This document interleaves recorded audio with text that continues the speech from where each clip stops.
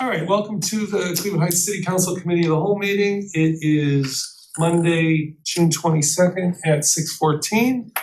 And I guess I'll call the roll. Tony Kuda, I'm here. Jill Larson here. Frank Cobb here. Jared Whitfoy here. Sarah Stone here. Jessica Cohen here. And Jim Posh not here.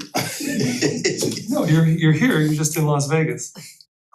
Okay, so we have a legislative review here. We have 3 pieces of legislation that we're just going to discuss today. The first one is 12126, a resolution authorizing the mayor to enter into a community cost share agreement with Northeastern Regional Sewer District. Any discussion here? Yes, please. I would like to propose that we look at both of these, 122 and 121 at the same time, Sure. because they both involve that street sweeper. I am convinced that this is something that is justifiable and it is funded, so I would like to move forward to Friday for vote. All right, any other discussion? I concur.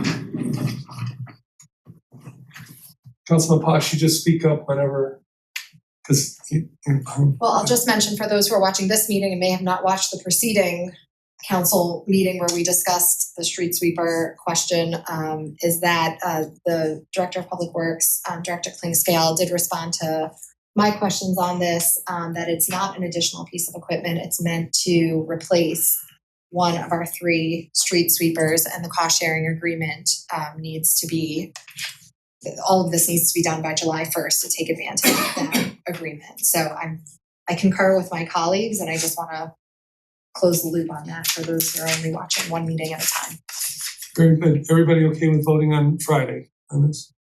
And All right. as we discussed in our previous meeting, that 120-2026 will be the original that had both the owner's rep for the pool and this particular piece of equipment on it. So I'll make sure that Eddie has that information so we can see it on Friday.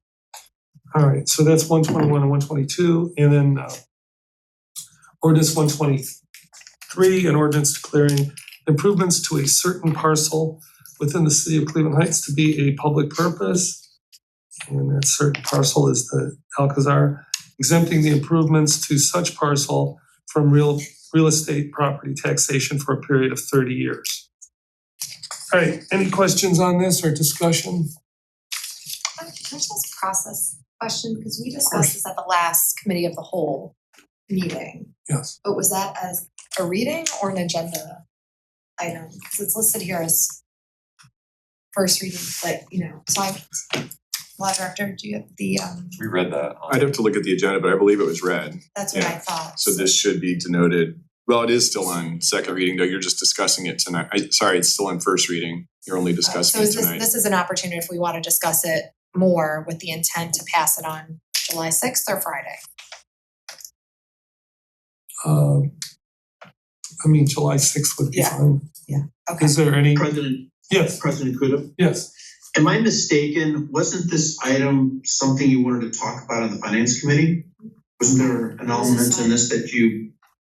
Yeah, but could we just talk about it now? Is that okay? Great. Since, yeah, go ahead. Director Zamp, we have these wonderful spreadsheets from Assistant Director Anderson. I want to get clarification. The first 10 years at 100% tax abatement, the dollars that are in that column, do they exchange hands at all, or does the developer keep those dollars? I don't know the answer to that question. Brian, Assistant Director Anderson would know that. Would you like me to email him so that I can get that clarified before we vote? So I you may just- be able to answer that. It's an abatement. I would, yeah, I would, Hi, Rico Petro from Independence, Ohio. So by right, in the event that you spend a certain threshold to renovate your property in Cleveland Heights, you are offered tax abatement. That abatement will be based upon the newly assessed value of the property. So there's no abatement on what the existing taxes are. So for that 10-year period, if the county assesses the property at $10 million as an example more, whatever we have in the spreadsheet, that money is not traded hands. That money is just shown as an amount we do not need to pay. So it's not in the form of any rebate or anything like that. So it is not paid by the developer and reimbursed. And for the record, you are the owner of the property. That's correct. So it won't go into the TIF fund then? That's You will- you correct. will So keep it. the TIF is that we have requested is post the abatement period. Okay. That offers us a rebate at that time. So then the money will be paid and a portion of it will come back to the developer to offset some of our investment into the property. And the money that goes to the school district, according to this spreadsheet, would stay with the school district. They don't have any responsibility to reimburse you for anything, right? That's correct. So Oh. we thought it was good business not to touch any of the proceeds that would go to the schools. Much appreciated, believe me. And I would just like to know which department monitors the TIF funds when we do have a developer's TIF fund established? Is that finance or would it be in It's a your? collaboration between finance and planning. And law Great. to a certain extent. So talking to each other sounds good. All right, thank you. Councilman Cobb? I just want to make a comment about some of the projections, and I'm in favor of this, I'm voting for it, but we often get these projections on the amount of income tax that is going to be collected by the city. And it's my belief that these income tax projections tend to be on the high side. So for example, for Top of the Hill, there are a significant number of residents in Top of the Hill that are students or retirees that are not paying any significant city income tax. And I suspect that we'll have a similar situation in the Alcazar as well. So just keep in mind that when we get these numbers, Or Sunny? very sunny, they should be cloudy. Or a little overcast. Yeah, go ahead. I wanna make a process point here that we're talking about information that we received from Assistant Director Anderson, which is not in the packet that we have for Committee of the Whole, which means it's not posted publicly. And I would like to ask in the future that what is provided to us that we're discussing in Committee of the Whole, and I've asked this before, is posted publicly because we're discussing documents that the public doesn't have access to right now. And it would also be helpful, I'm not sure why Assistant Director Anderson isn't here today, but it would be helpful for some reason, the appropriate person, and I will reference the street sweeper scenario, like if we can get, I don't know, either enough ahead of time where we can ask questions in advance or the right director at the right meeting, so we can ask those questions. And one way we can do that is in our Thursday meetings with the law director, and the mayor's usually there, certainly City Administrator Reese is there, that we should say who we need, you know, This based was a on the separate- legislation that's coming forward. Yeah, that sounds like a really good idea so that we can make sure that the staff members who you'll need will be present. And as always, the clerk of council is always welcome to include public documents in the packet that she puts Yeah, together. and again, not for the administration, I'm asking for us, that I wanna make sure that more is posted, like if we're gonna be discussing something. But we that's a see- decision yeah. of the clerk of council and not of the administration. But I wanna say, have that caveat that anytime, we're not the last word on who needs to be there. I mean, if one of you all thinks somebody needs to be there that maybe we didn't, No. by all means, reach out, just copy me. Yeah. No problem. And not to belabor the point, I just think getting since we don't have, as president vice, you set the agendas with the clerk, we don't have visibility in that agenda until everything is posted, so it's hard for us. Well, no. Addie's been sending it out the day we, I don't think we got any. There's Did you? been one. oh yeah. There's been one, I don't think we got anything. We did not, okay, good, thank you, make sure that I'm not, there was one. Wait, let me, for our regular meetings, okay, I don't wanna make it all inclusive, but for our first and third Monday meetings, when we meet on the Thursday, sorry about all this, but when we meet on the Thursday after the meeting, the clerk has been sending you for at least a couple rounds, all the agenda items summarized that comes out of that meeting. Now, I'm not gonna say that there might not be something added in between the time we meet and the time the packet comes out. That does happen.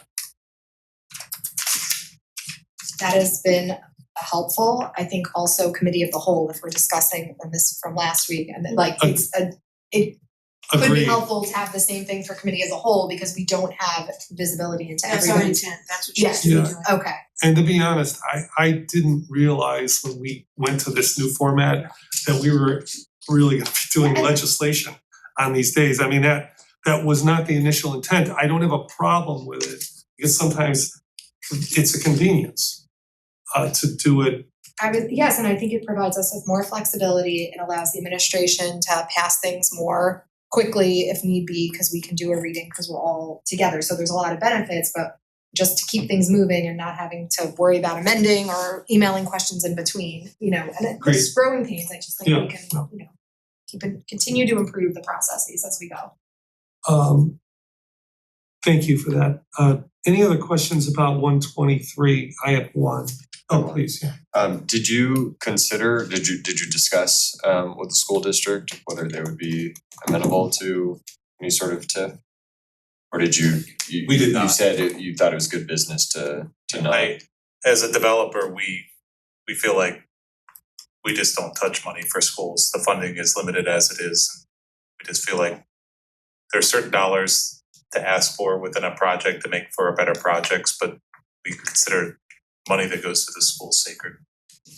And then how does this it's about a 30-70 split, but from the not touching the schools, how would this compare to some of the other deals that you've done in the last 5 years, maybe in the city of Cleveland or other nearby municipalities? This is, I can defer to PMC, but in my experience, this is, the standard operating procedure when there's a public-private partnership with the city, when it comes to abatement policies. The city of Cleveland, for instance, has a longer 100% abatement period that can go for 15 years. And then they'll work with you on a TIF afterwards. But in this situation, and what's unique about this property is just the age of the property and the complexity of redeveloping a 120-year-old building. Just for, did you have something else? Oh, Just yes. if you're gonna add anything. Cassie Slansky, I'm with Project Management Consultants. So yeah, this is common within the city of Cleveland, I know was mentioned as well. So once that abatement expires and you have a back-end TIF that comes in, it is pretty standard to do a non-school TIF for a development project like that to go towards the pilots. And Director Hannah, would you mind just stating when it's mandatory that a development deal is consults with the school district and when it isn't, or I don't know, is that more of a Director Zamp question? Yeah, there's two structures. There's the what we call the non-school TIF and the school-related TIF, and it's really just part of that conversation that happens between developer and city to see how much you want to get the schools involved, because that's a whole different level of complexity. It can increase the amount, obviously, but typically the development team, and I think probably the city, wants to keep the schools whole, and if it can work, if the deal can work, then that's usually the preferential path to take. But the requirement with the schools, if they're being kept completely whole, is essentially a notice requirement rather than a consent requirement or an approval requirement. And when is the consent mandatory? When they're not being kept whole. Okay. So if there's a contribution, and we can provide some more detailed information under chapter 5709, but essentially when they are being kept whole, then there's a requirement that they're made aware, but it's not a consent requirement. All right, the only question, and this isn't a question, well, I guess it is a question. I am a little bit concerned about the ability, Mr. Petrov, the 10% rent increase a year. So in other words, the rent could go up 30%. That would be, to me, exorbitant. I mean, the COLA is, it's usually 3%. I don't know what it's going to be this year because, I mean, I know this is kind of an odd year with the gas prices and so forth. But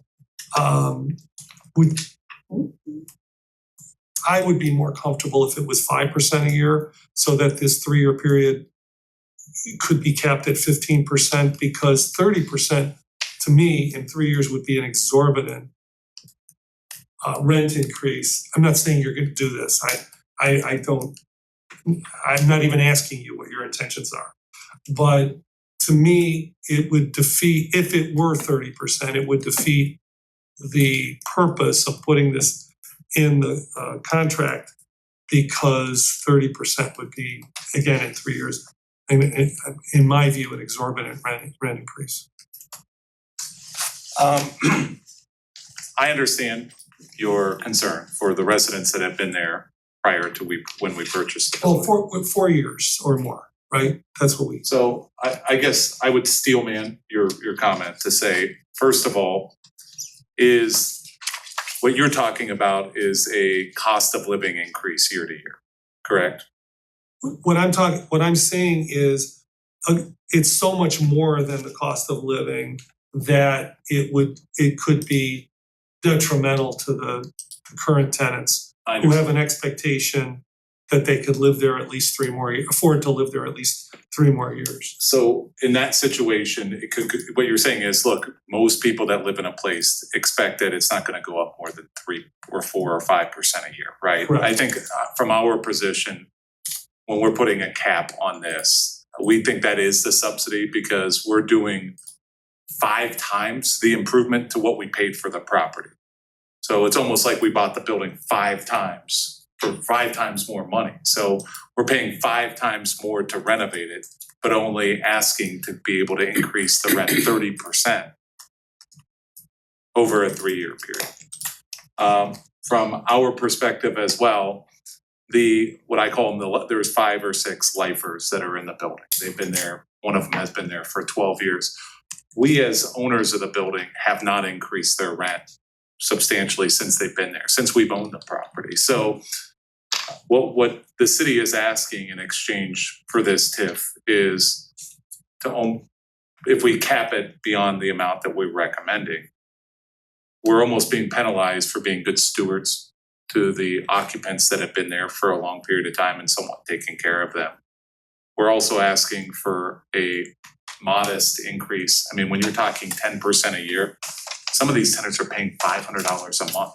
There is not another location. I mean, open up Zillow or apartments.com. There's not another place in Cleveland Heights that's $500 a month. So we're already offering them a savings, and at 10% a year, that means their rent's going up $50 a month to go into a unit where we're spending over $100,000 to renovate that space for $50 a month. Just so you know, my concern was not based on your stewardship to date. It was just that this is affordable housing for some people.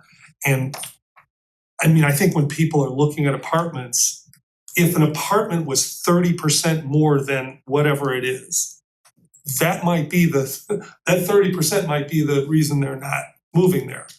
I mean, that's. I agree with you.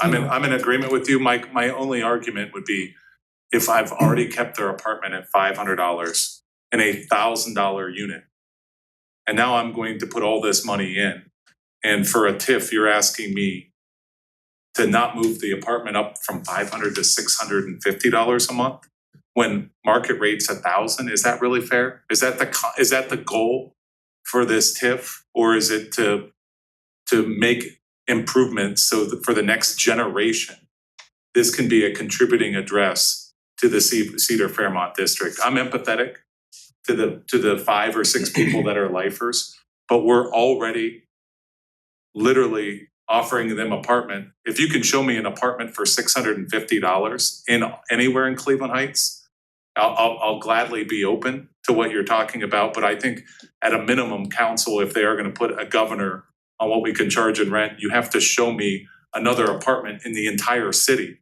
that meets your merits. I understand. That's why I wanted to discuss it or bring it up.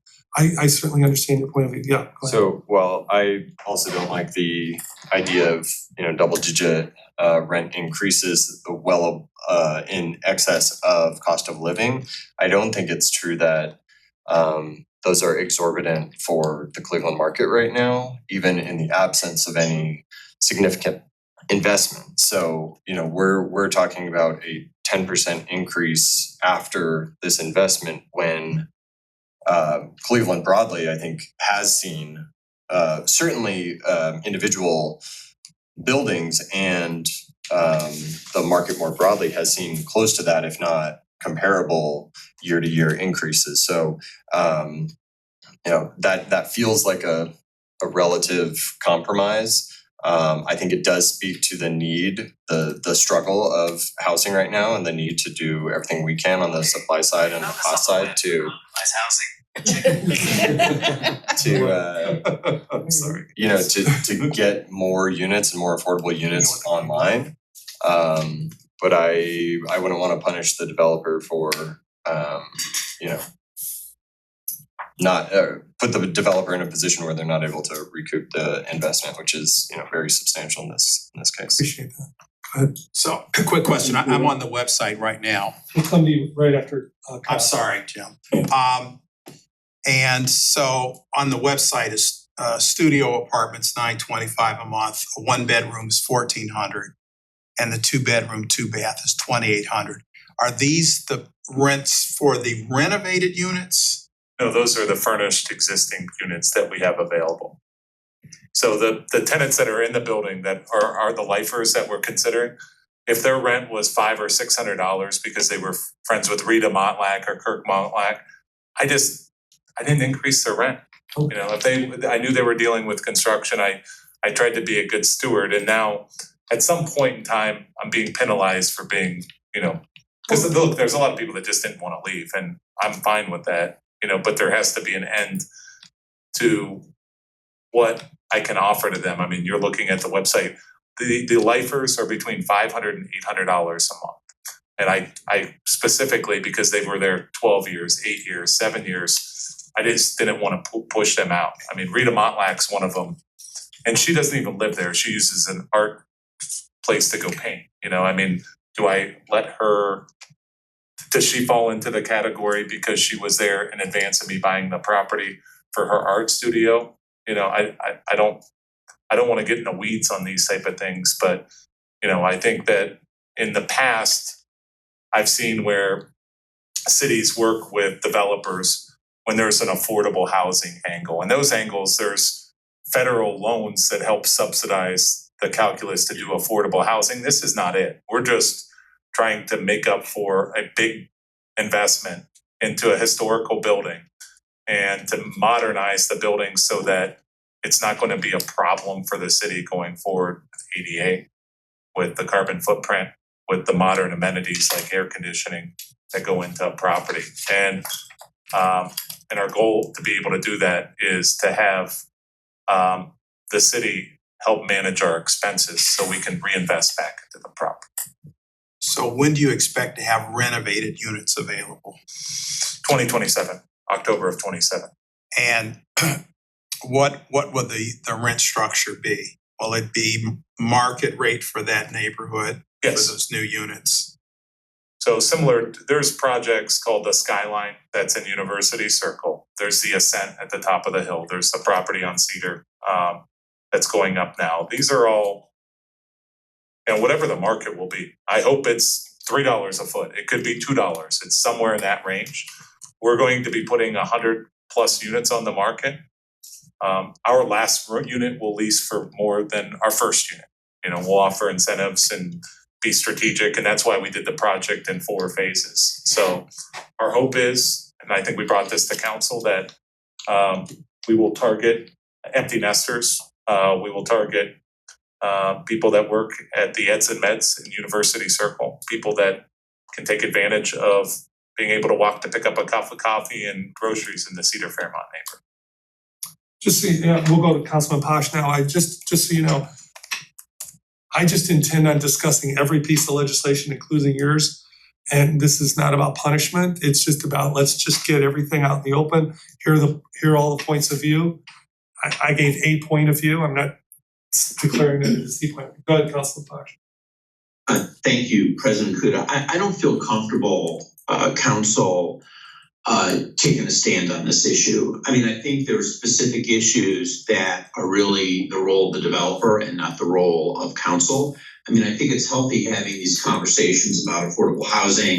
I think we need affordable housing, but we also need strong investment in our properties. And this is one area of town that I think you have a building that has been, I don't want to say, well, let's just say it's dated, and getting it updated so it is competitive, driving property values up in that area of town. I think that's healthy. And I also think that the developer was very generous in not taking the TIF to a point where we'd have to get school board approval and take monies away from the schools, which it could have been a possibility here. And I'm thankful for that. And I think it needs to be recognized. But I don't feel comfortable with the way this conversation's going. That's just my feeling. But just understand, it's in the legislation, so I'm uncomfortable with the idea of not discussing something that's actually in the legislation. But yeah, I'm not sure I would have wanted to see it in the legislation, although I'm supportive of this. all right, that's fair enough. Anything else on this? Because we have a pretty robust agenda here. All right, so we're gonna move away from legislation. Just point of clarification, Yes. July 6th is Yes, okay for this as opposed to the 26th. yeah, July 6th is our next regular meeting. Right, so with regard to whether that's okay, I would defer to the developer. Oh, Does that timeline work? is that okay? All right. Yes. All right, thank you. Item number 3 on the agenda. So I was talking to Vice President Larson. I thought it might be a good idea to schedule some time individually with members. Just kind of a check-in, through the first half of the year. How's it going? I'm not saying we can schedule anything now, but I wanted to throw that out to you. When Addie gets back, let her know if there's any burning issues. Certainly we could meet between now and July 6th. If not, when we come back would be fine. This wasn't something, that's imminent or anything, but I just wanted to throw that out there. Is this with just you and Yeah, President just- Larson? Right, Both. yes. Any questions about that? All right. So municipal services, the tree canopy, I see Deanna's here. Is there something else you want to talk about first? No, I'm absolutely gonna hand it over to Deanna Okay. Brewer Fisher. She's done all the work and she's ready to make this presentation. All Really right. excited about it, yep. Alright, so I'm going to share my screen.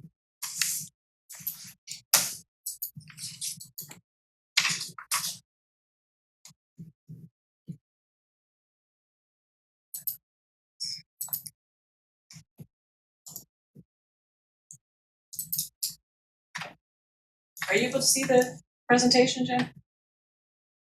Yeah, it looks great. Great. Fantastic.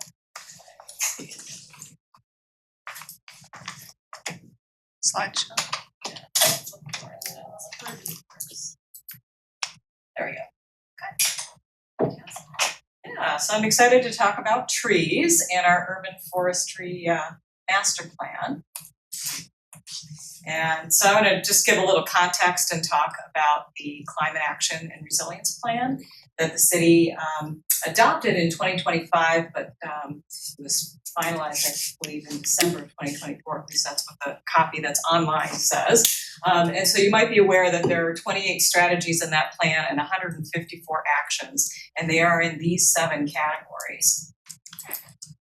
And the natural areas and land use category is where you'll find information about the tree canopy and specifically 7.2, which is nurture a healthy tree canopy.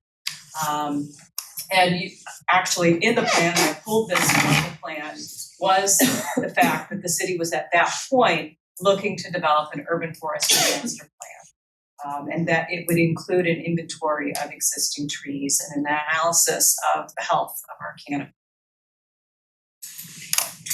And if you look at any of the other categories within the plan, you will see that there are things that touch on our tree canopy. And in fact, you could make an argument that almost all 7 categories really touch on the tree canopy because of the benefits of our tree canopy. This is a map from our Cleveland Heights master plan that was adopted back in 2017. And it shows our tree canopy. And you can see the chart here with the latest figures that we have from 2025 of our tree canopy shown over time and also compared to neighboring cities and the county as a whole. And what you can see very clearly is that our tree canopy has declined dramatically. 30 to 40% is generally what urban foresters say is a good benchmark for urban areas. And we are now below that 30% with our 26.7%. And as you can see, it's true throughout the county. It's not just us, but it is concerning. Here are a couple of charts from our climate action plan. As you know, we did a vulnerability assessment. And so we looked at things like the urban heat island effect. And what that is when there is less tree coverage and there's more pavement, the temperatures are actually hotter than they are elsewhere in the community. So if you look at this map and you see the dark areas, those are where we have the highest urban heat island effect. And not surprisingly, the largest area is where we are right now, right here in Severance. Look at another map. Here's the lack of tree canopy. So again, anything that is dark on this map is where there is a lack of tree canopy. Again, Severance and kind of the center of the city is where you are seeing that lack. So there are a lot of risks to our tree canopy currently, as we saw in the previous slide. We're now down to 26.7%, which is below the ideal. So despite the fact that we are continuing to plant trees, our canopy is continuing to decline. And that's due because of development, or really redevelopment in our case, for the most part, but also age and disease. Can I interject a question? So when we do plant trees, do they count as part of the tree canopy? Well, they do, of course, when we're planting trees. In order for them to show up on satellite, they need to get a little larger. Yeah. And so you plant the biggest tree that you can at the time, but it does take time for those to really develop into the tree canopy that we need. Understood. So it is possible that new trees don't register in part of the canopy. Not right away. Yeah, absolutely. And of course, we know that with increased disease, and we've seen it just within the last week with increased storms, we've got the hazards of trees coming down on people and property. And I just learned this fact recently that our USDA plant hardiness zone has gone up. We are now in zone 6, which means that our climate here is hotter than where it was just a few years ago. So the climate study that was done, did that look at what of the tree canopy is healthy versus diseased? Or it was just counting trees? It was really just a broad analysis, so we didn't get into that level of detail. And actually, we'll talk about that a little bit. One question before we move on. The decrease since 2014, like those things have always sort of been an issue. Like there's been development or redevelopment. There's been tree disease. You could argue that there's been more dramatic climate change over that period of time, but that seems like a very dramatic decrease in the last 12 years. Are there any insights that you can pull from this that stand out over the last 12 years versus the history of Cleveland Heights? Well, we really need to do a deeper analysis to find out if there are any very specific causes, but overall, our tree canopy, a lot of trees were planted in the 20s as the city was being developed. So they are getting old and We've sort of been on borrowed time for a while, not making the investments in the tree canopy, and we're starting to see that precipitous decline. That's right. And also because of the change in climate, we have more diseases than we've had in the past, and different diseases that our trees that are native to this area are not resistant to. And so we're seeing more of that. Anyone else have a question before I move on? Okay. All right. Obviously, there are lots of benefits to the tree canopy. I like this quote. I was at Tree City USA award ceremony a couple weeks ago with our city forester, and David Burke, who is the Vice President of Science and Conservation at Holden Forest and Gardens, says, shade trees make the wait for the bus feel shorter. And so we all know what the benefits of our tree canopy are. There's the greenhouse gas emissions goals that we have, but they produce shade. They help reduce storm water stress. And they help clean the air and make our neighborhoods more beautiful and enhance our quality of life. So we know the benefits of our tree canopy. We have worked with Power a Clean Future Ohio, and they are a nonprofit statewide organization that assists municipal governments with various sustainability issues. And they've done a tree canopy assessment for us. Actually, they're in the process of just finalizing it at this point. And they have recommended that we do an urban forestry master plan, which of course was also recommended when we were doing the climate action and resiliency plan. So that is why I'm here for you today to talk about actually doing an urban forestry master plan. So they are working on a tree canopy assessment, and this chart here differentiates between that and what the next step is, which is doing the master plan. So whereas the tree canopy assessment gives us that assessment that says, hey, there's a problem here, your tree canopy is declining, the master plan will dig deeper and give us what are the specific problems? What are the specific areas where we've got issues? What are the strategy and policies that we need to implement?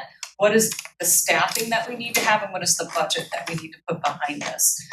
So this is something that is a much more involved process. Now, PCFO has been working on this assessment since last fall, since before I joined the city, and they are almost complete with it. The urban forestry master plan process will take longer. It'll take about a year, or potentially longer than that, because there is community engagement involved. They want to do also with this is also doing a survey of our tree canopy. So we've got data, we need to ground truth it. We've got information by census tract, but that's not enough. We need to get a finer grain detail, and we need to know what the health of our tree canopy is as well. So coming back to, there we go, okay. So we want to do a tree canopy inventory, and then we want to do the urban forestry master plan. We need to update that inventory. We have an inventory that was done, but we really need to ground truth it and make sure that we've got these specifics. We need to know where they're located, what the species is, what the diameter of those trees are, and what their health is. And then need to create this long-term plan that hopefully will give us that 10 to 20 year plan that we can implement. Are these trees on private property as well as public property? It's everything? This is really public property that we're talking about here. And there might be some strategies to assess what's going on private properties, but primarily we'd be focusing on the tree lawns and our public parks and properties with this assessment. So as I mentioned, a lot of detail in this, but it really would give us the detail that we need to be able to manage this long term, and would be able to integrate the various functions, various departments within our government as well, and make sure that we've got enough staffing and enough budget to accomplish this. Just to follow up on Councilwoman Stone's, I think it's a great question, because some of the complications that we have with trees are trees on private property. And I'm just from living here, but also seeing the tickets that come in, this tree on my neighbor's lawn is dead. Will the city come and cut it down so it doesn't fall on my property? Like, what is the city's responsibility to deal with diseased, dead trees to avoid what maybe in the storm, right? Then we may not say we need staff for that because that's not our responsibility, but if that tree falls down and it falls across the road, then of course it's our responsibility as a city to clear the road. So how are you thinking of balancing all of this in a way that truly accounts for the needs across the city? I think that's one of the reasons why they're advocating for a lot of public engagement in this, because part of it is an education process as well. Getting people to understand that trees aren't a nice to have, but they're really a necessity, and that they're valuable. They have value, and we need to take care of them. And what are some of the issues that trees are having, and what can people do themselves on their own property to do that as well? Because you're right, we're not going to be able to achieve all of our goals just by looking at public property. We need to consider private property as well. We can't, as a city, be responsible for what's happening on those private property, but we can try to educate folks and give them the tools that they need. Well, I mean, I guess the question, sorry, Councilman Pash, just one follow-up to that. One, what if the community engagement, if we're here, I'd like us to be open to potential changes in policy. If we're hearing that one of the biggest problems we have, our residents have huge 100-year-old dead diseased trees on their property, and they can't afford either to get them cut down or et cetera. Like these, I want to be open to not necessarily just educating the public on what we do now, but looking at the problem and what we could do. Knowing that it needs budgets. Yes. This is exactly what I was gonna mention. And it is, I don't know if we can cite homeowners if they have a dead tree because it could fall on a neighbor's property. But so I think it's a policy that we need to look at. But also it's a policy from a utility work perspective. I recall when Tanisha Briley was our city manager, they took out a significant number of large, and I believe at the time, healthy trees to put gas lines in. And they were thrilled that we were able to get replacement trees, but we're getting trees with maybe a 2-inch caliper tree, a teeny tree. And I'm not even sure we even put all those trees in. We got the money to do it. We may want to look at our policies and how we work with our utilities. And unrelated, but even how they patch the roads when they're done doing their work.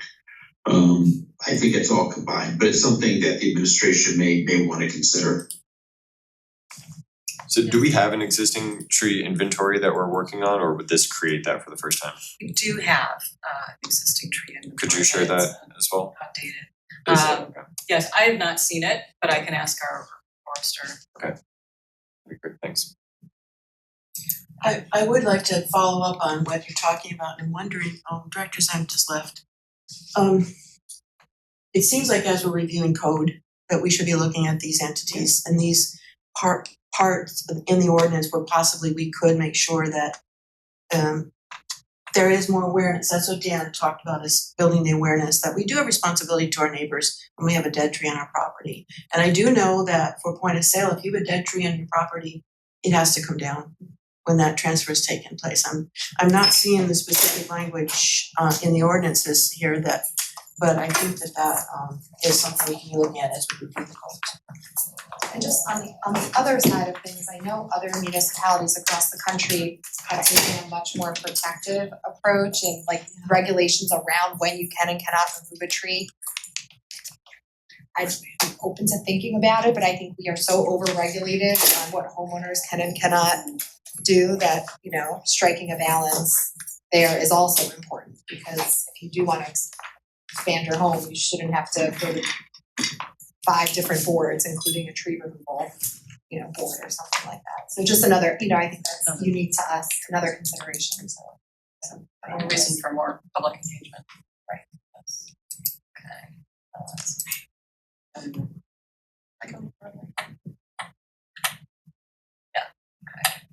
All right, so next steps.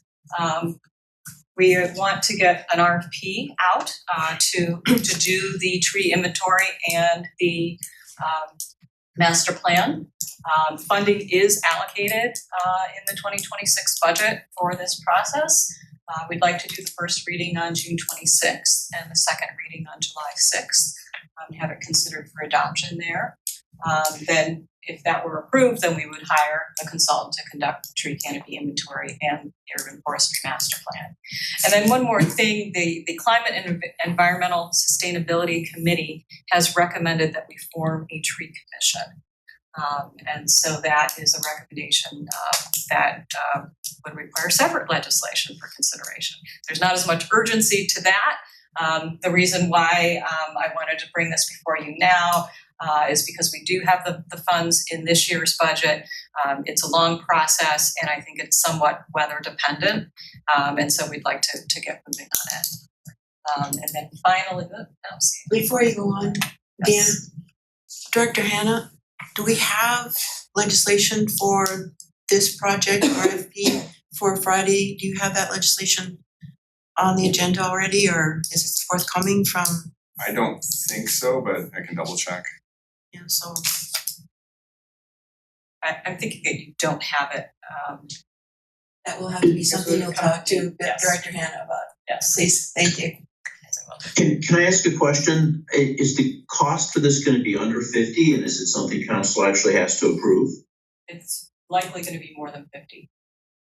Okay, That was my question wasn't as strategic as that. I was curious what you're expecting it to be budgeted, or how much is budgeted and how much do you expect it to come under? Around budget? Yeah, I mean, I think that we're hoping that it'll be about 125, 130 at the most.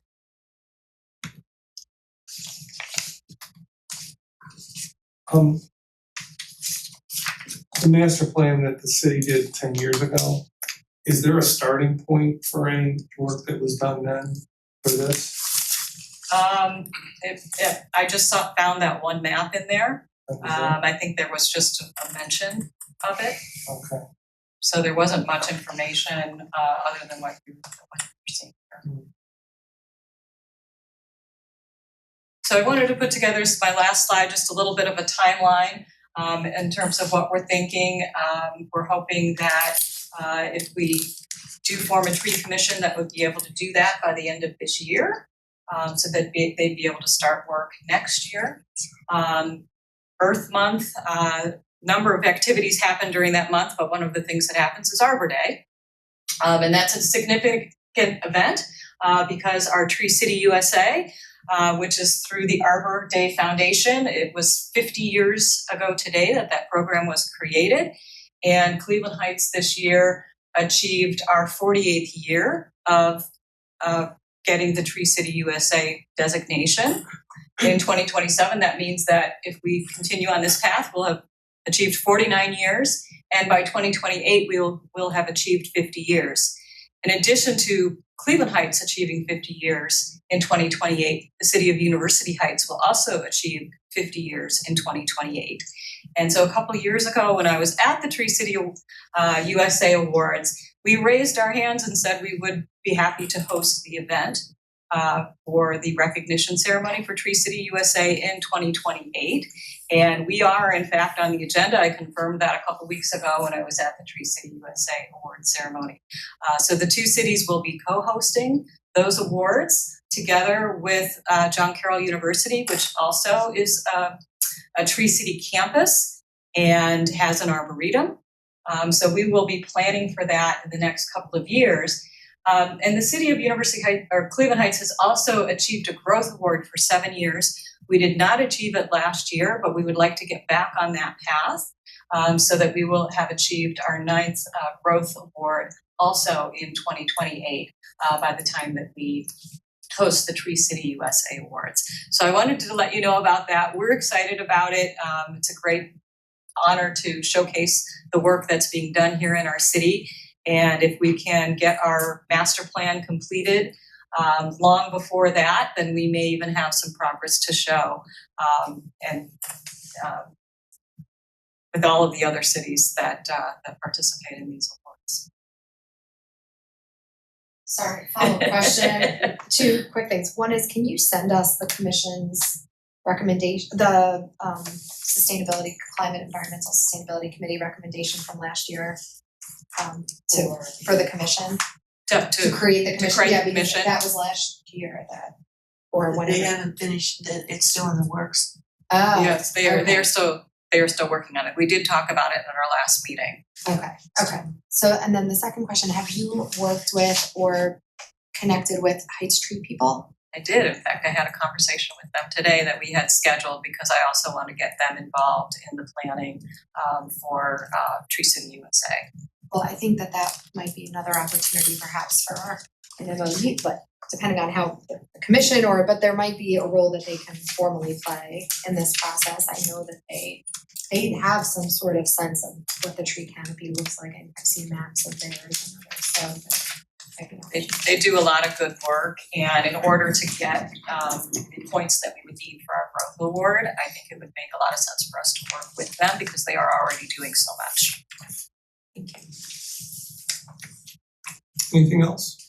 Thank you. Thank you. Thank you. Thank you, Deanna. Appreciate it. Thank you so much. Yeah, thank you. All right, moving on to the finance, if you'd like to join us at the table. Tiffany and John. Good evening, everyone. There was a revision sent out, so if you don't have your electronic copy, I made copies, if anyone was okay.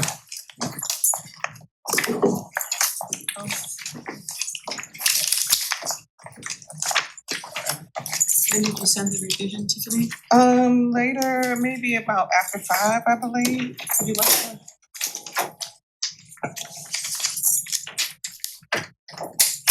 It was just a formula correction. 528. Thank you. You're welcome. All right. I'm gonna go ahead and get started if that's okay. All right. Starting at page 2, it's just the high-level analysis of the financials, but I'm actually gonna get started on page 3. Moving to page 3, for May is our cash balance started out at, beginning of the year started at 91.9 million. Our year-to-date revenue as of May is 47.4 million, which is a 3.8 million favorable variance. Our expenditures are at 44.9 million, which are down 1.5 million compared to prior year last year. We have open encumbrances of 24.1 million, which leaves us an unencumbered balance of 70.2 million. On page 4, it gives more detail on what makes up the all funds variances. I'll start with the intergovernment contract.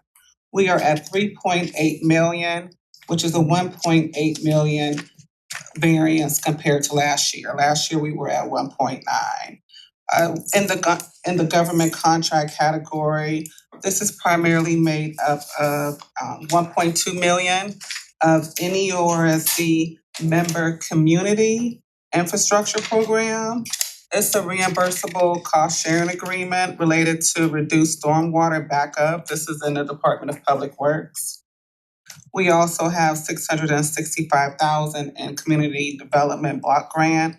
This is a true up of prior year. I believe it was 25. And lastly, in the intergovernment contract, we have about $264,000 in NEORSD Regional Stormwater Management Program. This is also with Public Works. So we did get an increase in funding in our intergovernment contracts and grants category of 1.8 million. Next, charges and services. We received 8.5 million, which is up about 1.3 million compared to last year. This consists of 743,000 in utility collection fees. Nothing in particular stands out. We received about 320,000 in landfill collection fees and 424,000 in sewer collection fees, as well as there was an additional 324,000 in this category, for CDBG lead abatement. That's offsetting expenses. This was something we've been discussing all year. Tiffany, Yes. does that mean that the collections I thought I remember hearing a few months back that we were gonna start to go and try to get more of the utilities that were, the payments had not been paid. Or is that just regular collections because of people are paying their bills on time? When So you use the word collections, can you just define that for me, please? sure, so in this account, the collection fees that we receive from the deposits that we receive, and it can come from both businesses as well as from landowners. What Rayshawn and I were looking at is just making sure is it timing? Is it additional? Nothing really stuck out. However, we are taking additional steps to look into it further to see if there is more to it and maybe it's just not captured in the deposits that hit the general ledger. Yeah, so what we did was Tiffany and I looked at just the detail, the general ledger detail year over year, and nothing stuck out. I did reach out to utilities just to get a sense of whether or not we had some additional assessments that came in through the county, and so we're still kind of looking at that to gauge exactly and pinpoint what the driver is behind the increase. So more to come Not on that. complaining, but it's nice to be nice. For sure. Thank you. Well, I think that's important because for a few reasons. One is that we're thinking long-term about the sewer. So if this is money that we're not spending, then maybe we need to put it somewhere for future sewer needs. But the other, and we're also looking at, I think at some point, we're supposed to be presented with the sewer rate increase. Well, the analysis is being done. The analysis, right, the analysis. And so I think this is gonna be a question for the analysis, like how does, if something is happening where we're receiving more money than we have in the past, how does that factor into the recommendations moving forward? Yeah, it didn't look to be in terms of just normal collections. I'm thinking it might be assessments, but we're still digging into, kind of unraveling some of the detail to figure that out. Next, looking at our state levied share taxes. Again, this is the adult cannabis tax that we were receiving. It started in July, so it's part year. We received a lump sum amount. I'm gonna go ahead and skip down to our unfavorable variances under fines and forfeitures. We received $422,000 in May compared to $550 compared to last year. This is due to a decrease in criminal fines and cost collections in the court department. Question, Sure. have we had a conversation with the judge about that? We have not. And I recall that there was previously a significant uncollected fund balance due.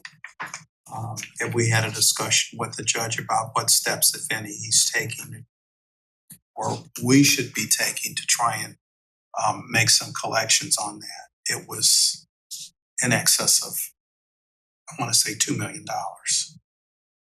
No, but we can certainly have a conversation with the We'll judge. have a conversation with them.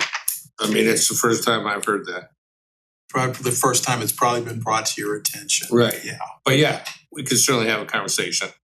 And we're gonna be tracking, obviously, in a perfect world, the fines equal the court costs along with the clerk costs. We're tracking that to make sure. In other places where I've worked, we've had conversation with the judge about that. You need to up something because we're in the negative. But yeah, we could certainly take a look at all that. Are those fines and forfeiture revenue limited for only certain expenses, or does that, what can? No, that comes into the general General fund fund. for all users. Okay, thank you. But you'll see sometimes, and I'm sure anybody who's an attorney knows, a lot of times they will lower the fine and keep the cost. And the defendant goes, oh, that's a good deal for me. Well, yeah, but it's lowering our fines, but they get the court costs.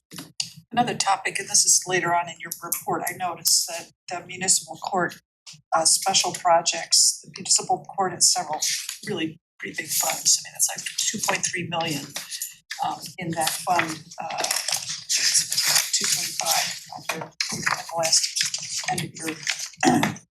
And others. So Page 7. on page 7, yeah. So They will argue, that's their money, well, that's not ours. I'm just Oh, I know, you're having a holistic discussion. no question. I get it. What do you mean by that? It's their money and not ours? I mean, I know we're separate entities, but what's the difference between fines and There's so many forfeitures? ways that we could go with this conversation. I mean, a municipal court is not a legal entity in the form of they can't enter into contracts. They cannot, all the furniture that's there is owned by the city of Cleveland Heights. If they up and move tomorrow, we could keep all that furniture. Even though in theory, they probably bought it through appropriations that you passed. I've experienced this in Cuyahoga Falls when the Cuyahoga Falls Municipal Court moved to Stowe. But they have the ability to create additional court costs. And one of the things, and I don't know the history here, but one of the things that they did in Cuyahoga Falls is they created a special court cost for special projects where the judge could decide, I could use it on this project. I want to upgrade all my audio and video. I can use a special projects fund for that. But other than the fact that you guys approved the appropriations, that's about as far as it goes. That was very helpful. Alright. And lastly, our interest earnings, we have about 1.2 million compared to about 1.9 million. Again, this is Fed rate cuts as well as a decrease in ARPA related funds. It's nice to see the revenue. Can I ask a question real quick? Sure. I was expecting those interest numbers to fall as we let go of more of the ARPA money. Maybe in a future meeting, I'd just be curious to see if there's an anomaly there. I know it is less and it has been dropping, but I thought it would almost be pretty much gone by now. No, because the two areas where we earn interest is in Star, Ohio, as well as the investments that we do through Fifth Third Securities. And it is a strong belief that at a given point this year, the feds will lower at least once, if not twice, before the end of the year. And we have been shifting money from Star, which is more short-term in nature by what they could invest in, and sticking more into more longer terms within the Fifth Third Securities. So when that cut does occur, the interest rates that we currently have at Star will drop like a rock. But we will have the protection on the ladder approach on how we buy securities through Fifth Third Securities. So the number is dropping, and Tiffany is completely 100% correct. It's due to the fact that we have less funds due to the spend down of ARPA. But it's going down slower than you would necessarily anticipate, as I have shifted over more aggressive amount of money over to Fifth Third to get longer yields down the road. So isn't that money collateralized though? So if there's a major loss, we don't get hurt by it? Correct. Okay. That's why when we buy CDs, we only buy $250,000 CDs because that's the maximum limit.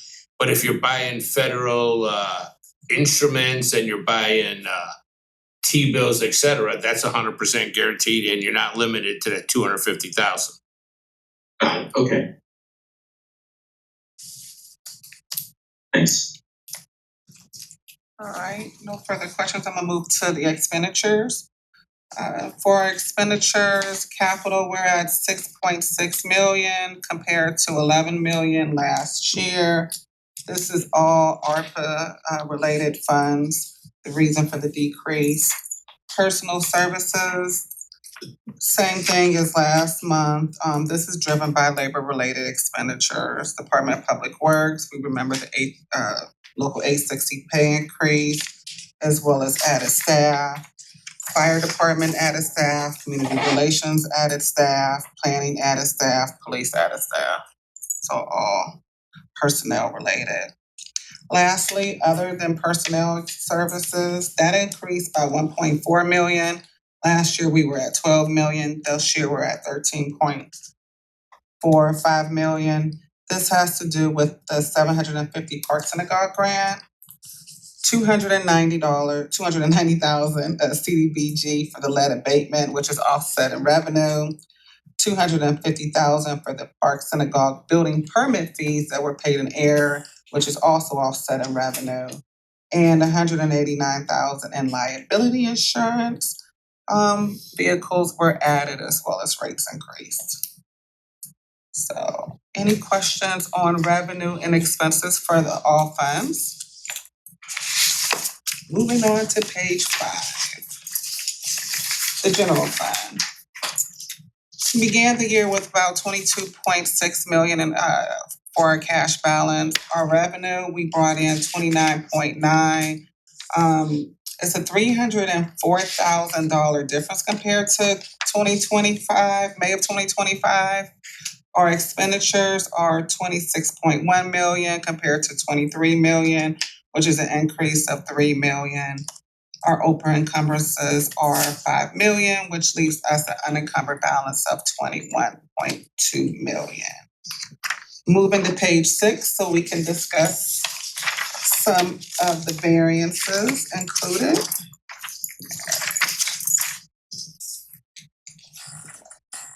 Looking at our fees, licenses, and permits, we had 1.4 million this year compared to 988,000 last year. Again, with the majority of this is the 250,000, the Park Synagogue building permit fees that were paid in air, which is offset in, oh wait, no, I'm on the right way. Okay, and this offset in expenses. Also, 153,000. A lot of these comments are similar to what was in all funds. $150,000 in building service permit fees. State levy share taxes, 1.2 million compared to 889,000 last year. The adult cannabis tax revenue that we received. Municipal income is up about 250,000 compared to last year. Going down to Question. Sure. On the adult use cannabis, so I believe it was in January we received like a year and a half. Going back to July of 24. From when it initially started, have we received any like a next installment, or when do we anticipate receiving? So now we're receiving it monthly. Oh, okay, we are. Yeah. So from January, basically, we've been getting it. Yeah, roughly 10,000 a month. Okay. Moving further down to fines and forfeitures, our revenue decreased here by about 129,000, where we're at 422,000 this year compared to $551,000 last year. This is the courts. This is what we discussed earlier in the criminal fines and costs. The intergovernment grant contract, we're down 181,000. 755,000 we received this year compared to 936. This is actually due to we received last year this time $102,000 lump sum of a workers' comp refund that we didn't get this year, as well as the police department received last year $100,000 in continuing professional training funds that we did not get this year. And lastly, the good old interest earnings is the same as all funds. Any questions on the revenue before I move to expenditures? All right, other than personal services, our expenditures for May were 7.7 million compared to 6.1 million last year. We're up about 1.5 million. Same reasoning, the $750,000 Park Synagogue grant, the $250,000 permit fees paid in air, which was offset in revenue, the liability insurance. Also, we received, but $140,000 of the out-of-county fee settlement agreement posted in May, and $112,000 of election-related expenses, which are just operational costs associated with conducting an election. Personal services increased by 1.3 million, driven by labor-related expenditures. The same categories as it was with all funds, public works, fire department, police department, and community relations. And lastly, capital. Our capital increased by $221,000 in the general fund compared to last year. We were at about $42,000 last year. We're at about $263,000 this year. This includes $74,000 in computers for the IT department, which is in the budget book. $40,000 of our annual Microsoft 365 annual subscription. $40,000 in fire suppression system for 5 garbage trucks. This is in Public Works. And lastly, $52,000 in replacement mobile data terminals, for the police cruisers. And that is all that I have for expenditures. Any questions or comments?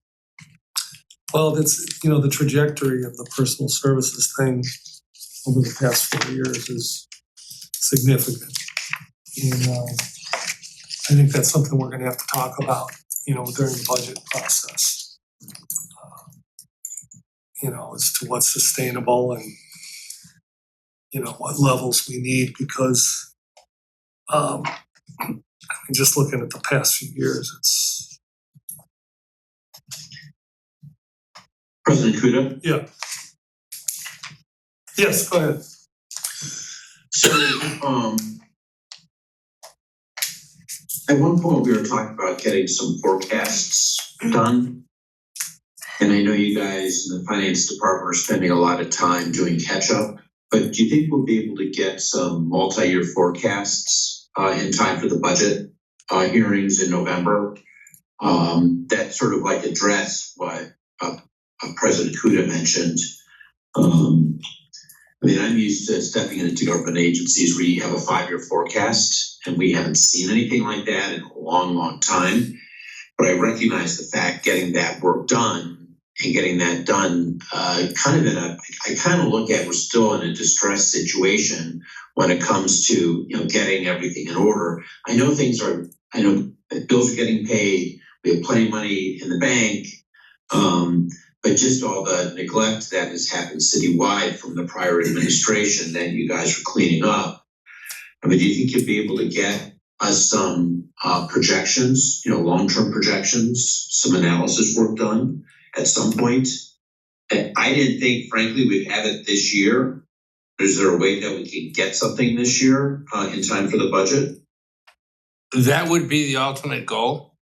But I will submit to you, it will not address the question in personnel services, because the jump for this year at the 18 million compared to the 16, that is 100, a lot of that, well, other than the COLA that was given everybody, that is driven on the fact that the labor union received a $4 an hour increase that didn't happen until later in 25, that was made retro, but it's not reflected through May 25. Oh, right. But it is reflected in 26 numbers because it's in place. But also, next year, police and fire are up for union negotiations. And we will be submitting a budget for police and fire with a 0% increase. Because if we put in a number, that becomes the starting point in union negotiations. So if we say hypothetically we put in 3%, that becomes the low number that police and fire look for. I've done union negotiations for years. Ideally also, I wanna work to get labor contracts on a calendar year basis, cause we budget on a calendar year basis. I suspect why it's April, because way back when the city probably used to do a temporary budget. So you had temporary to the end of March and then you started with the whole year in April. That's why our medical contracts start on April 1st. I prefer to have those numbers known in place. I'd prefer to have all three unions on the same cycle instead of labor being a year ahead of the other two. That's gonna take time, but for budget purposes going forward, and I did it same place in the places I work. Yeah. When the union contract expired, I kept the numbers at 0. I knew, and we all knew, that it was gonna be more than that. But by keeping it at 0, you don't have a starting point. Well, you budgeted 3, let's start with 3. And it only goes up from there. So it's a tactic, so it won't help on personnel. We could certainly look at it, because we're gonna look at things differently and how we've looked at personnel in the past. We're gonna look at it by department, by individuals within those departments. And when we budget for a replacement, I'll always budget that the healthcare will be family coverage. And if it's somebody who's young and new and they don't have a family and they're single coverage, I'll know instantaneously I've got a savings because I built family coverage in. But I will know that going forward, and we could do internal projections. But in my budget documents, I wouldn't be building in an automatic raise. I'll have the numbers on the side where I can do side calculations on it. But I will not build it into the budget document because, like I said, it'll become the starting point. Okay. Can I just ask a follow-up? Do you feel on the flip side, on the revenue side, is there a way to begin to just imagine what those numbers will, how our numbers might be changing? Oh, sure. I mean, the revenue will be much easier. Just to have that piece as a guideline for us to know what Sure. we have to spend or what we anticipate. Absolutely. I've Probably will done help that. you in your negotiations You've as got well. property taxes, you got your sexennial and you've got your triennials. Income tax, I budget conservatively. I would never want to budget more than a 0.5% increase. And we get 2%, and okay, so that's additional revenue. If I budget 2% and we get 0.5%, now we're in the hole. And that's historically how I've always budgeted income tax. But I will have a lot of the other numbers that will amount to a significant amount for every single line item. And we're seeing, you've done a good job, I think, of reporting the arc of the ARPA money, going up and now coming down. But we don't know where the next 2 years are leading us on that train of Right. our unencumbered. Right, that was such a huge anomaly Right. with $38 million coming in. I mean, are we Knock on wood, that's never going to gonna see happen the again. funds continue to drop, or do you have a floor where you're saying this is where the norm is going to be? And I'll get back to you on that. Let's kind of get close to wrapping this up because of what we have coming next. So where are we at? I'm done, Oh, okay. unless there was any questions. She wrapped it up just like you said, sir. I am looking forward to June's reports because it'll be mid-year, and at that point you talked about being able to put some budget figures in for us so we can see Sure. that comparison. So I'm looking forward to June 30. Thank you. The Thank finance team, thank you so much for Yeah. getting, You're welcome. timely, good information, readable, Good stuff. Yeah, And Ms. Ware is posting it on the website after our meetings like this, so. And when we get a no, there's a damn good reason. I like that, Right. Thank you. So much. Thank you. So much. Alright. Well, on to public safety and health. So, who wants to talk about deer management? but was it Mr. Posh? We'll say everybody, right? Mr. Posh said he would. Posh will lead it. Yeah, I'm not sure the deer want to talk about it. But we as humans have created a situation in our urban environments that's making the population grow like crazy, and that's sort of the crux of the problem. I circulated a document for tonight. Part of it is just to kind of catch some people up that sort of weren't part of our initial conversations on council, because we've had some new people come in.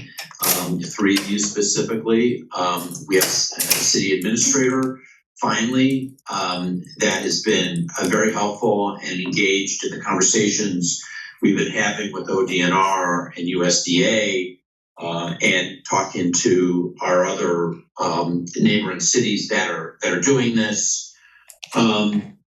What I think might make sense is just to kind of give everybody a little bit of an update on what's happened over the last 2 weeks or so and where we're at, and then circle back at this document because it may change everybody's feeling on what we feel like we're comfortable talking about right now.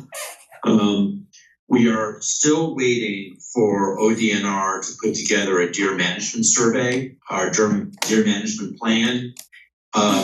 When drafted, it's going to be a 5-year plan that sort of details what the city's obligations are for deer management. It talks about estimates. It makes recommendations as far as reducing the population, because the population isn't going down. I think we have to be realistic that we know our population is going up. Are we comfortable with that number going up farther before we do anything? Or are we at a point where we think we need to make a decision? But that's all going to be in the plan. And we kind of thought we'd have it in our hands by now, but we don't. But we should have it any day. And when we get that, I will share that with every member of council.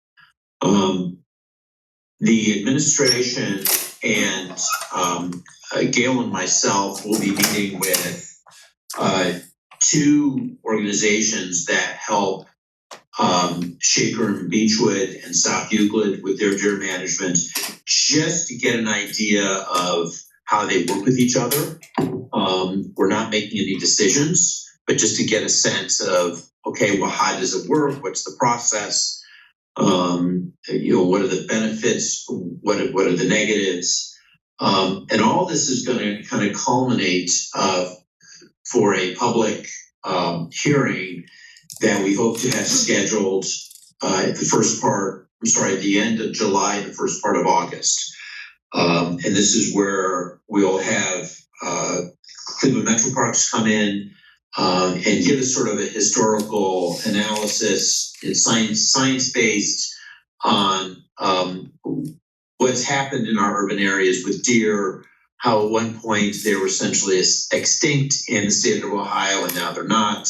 This is the same presentation that we had on April, I think, 29th, 2025, that was very well attended, that our residents can find on YouTube. It was a public hearing that this committee had a year ago. But we were going to do that, essentially that same presentation. We're going to have ODNR talk about the deer management plan that they would like to recommend that the city adopts. And then we're going to have public comment. And we've left room for essentially an hour of public comment, people coming to us, telling us what they think. And then at that point, there's probably going to have to be some decision that we're going to have to make with the administration on what we want to do and how we want to do it.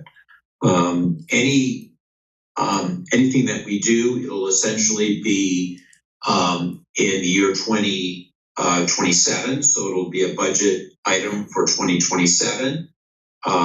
If we do choose a sterilization, or if we choose culling or a combination or one or the other, that would likely happen in early 27, because that is when it is best to deal with deer management.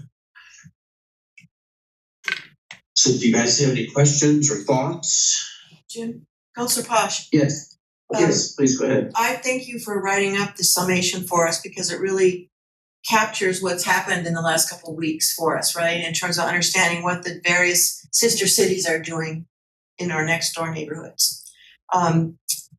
City Administrator Reese had asked if he could speak for a few minutes because he's been very involved in this process, so he's right here at the table. Sure. Thank you, Vice President Larson, members of council. Now, I just wanted to say a couple of things. It's been a pleasure working closely with council members Posh, Vice President Larson. We've also, in concert with what Councilmember Posh summarized, is we've put out some public service announcements on the harmful effects of feeding deer. And I think what's really important to emphasize is many of our suburban municipalities that surround Cleveland Heights are already engaging in a deer management program. So what we're looking at doing and considering here could be a regional approach to address the challenge here. And so I really wanted to emphasize that. And we have some upcoming meetings that are involve the cities of Shaker Heights, Beechwood, and South Euclid. So just thanks for letting me be a part of it. And as Councilmember Posh said, we're looking at a public hearing in the next month and a half. And this is something that we would potentially look to include in our 2027 budget. Okay, thank you. I just wonder, yes, thank you also to both of you for this summations, it was very helpful. You know, as people think about deer management, there's often there's an emotional response sometimes, and it's a little scary and a little, a lot of unanswered questions. And I wonder if as part of your public hearing, you could have South Euclid come, because it seems like they have the longest standing deer management program. Is that correct? Is that right? South Euclid or Beechwood? What I'm suggesting is that you bring somebody from the city to say, here's how this has worked for us over the last 4 years. Here's how we handled the difficulties of, culling deer and how, whether it made a difference or not, just as a way to sort of help manage public understanding of the process. So we can do that, and it's a great idea. We will have ODNR there at the meeting, and the way this works is a city can't do any kind of deer management without it being, I don't want to say governed, but approved by ODNR. So they know exactly what's going on because they're sort of setting the rules, and they would be giving us rules on how we would be conducting this. We'd be getting a license from ODNR. So Jeff Westerfield will be present, and he'll be able to answer all those questions. From an optics perspective, we can look at inviting the cities too, but I mean, Jeff's gonna have the same kind of information that Shaker, South Euclid, and University Heights would have. But yeah, I mean, we can look at that, but we'll definitely have the answers there whether they can attend or not. So just thinking through the timeline, I'm wondering if this would certainly be included in the budget, but are there contracts or any legislation that we're envisioning needing to be passed or enacted prior to, just going through with the budget? Not that I'm aware of, but I'll maybe, certainly council members Posh and Larson have more history on this than I do. But We have to budget, we have to get the money, we have to fund it, right? We can't, that would be the first step is funding whatever we decide to do. And we'll base it, the numbers that will the numbers that we select for the budget process, we're based on what the plan is that Jeff Westerfeld's been promising us. So that's gonna be a data analysis so we're out there saying, well, we might wanna call 30 or 40 deer this year. This is what it's gonna cost us. So we need to have that funding amount in place before we sign those contracts. But we are talking to people that do this for a living to get their advice in terms of what we should be expecting. Both just the mechanisms of a contract. right? What are their requirements when they come into our city? What do they do for public safety? You know, what can we expect in terms of communicating with the neighbors in the city, et cetera, so. All of that conversation will be wrapped up in essentially a budget Yeah, item Yeah. versus a standalone piece of legislation. yeah, I think so. So, yeah, I mean, the meetings that I think, okay, first of all, I mean, I think anybody that's listening, I mean, there's no decisions have been made here. I mean, we haven't looked at the contract. We've been just talking to our neighboring partner cities. When I say partners, just neighboring cities. But we would likely join a consortium with either Shaker or Beechwood or South Euclid. I mean, this is a regional issue. And I think we're gonna have to figure out which one it's gonna be. I feel uncomfortable as a council member making that recommendation. This is where I think our administration will be at the table, and I think we're represented by Michael Reese here. We're gonna be having these meetings, but I think the administration is gonna say, I would feel really comfortable working with Beechwood and Shaker on this. And we feel very comfortable with South Euclid. The way I understand the Shaker Beechwood project works is everything runs through Shaker. And from a fiscal perspective, I think Beechwood actually pays Shaker, but they do it as a partnership, but Shaker is the lead. So, and they don't necessarily care about the number of deer, for example, they sterilize or call in an individual city, but they look at it from the combination of the two cities because they look at this as a regional issue. So logistically, as far as contracts go, I think that's something that we're gonna know a whole lot more this month. And I think by the time we have our public hearing, we'll have more information. I also think that somewhere along the line, we'll wanna bring this back to council leadership to determine how they wanna handle it. I mean, we may be agreeing in principle to do something with a neighboring city, and I'm not sure, we may not have something passed in a budget, but I think we may want to make sure that we've got a consensus amongst council to proceed with this, just as far as a planning perspective, but I don't know. So I just, on the budgeting part that Councilman DeWitt Foy asked about, I see that sterilization is about 3 times more than culling. So are we gonna be, since, like you just said, no decision has been made, so are we gonna be looking at like 2 budgets? And the other thing is, if we're not gonna do sterilization,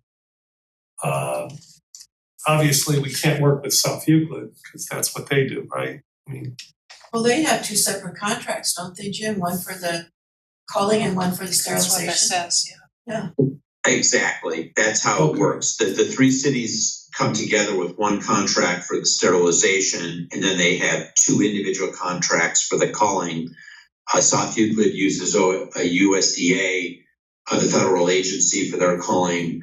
The city of Cleveland Heights will be meeting with them, and I think in the next 2 weeks, if I'm correct. And then there's another vendor that deals with Shaker and Beechwood, and we'll be meeting with that vendor also in the next 2 weeks. but in that case of South Euclid, or not even just South Euclid, the standard operating procedure is you do culling, and then later on, if you're going to do sterilization, you do that later, you don't do it first, correct? That is typically what we have found in the neighboring cities. In northeastern Ohio, the only cities that do sterilization are Shaker, Beechwood, and South Euclid.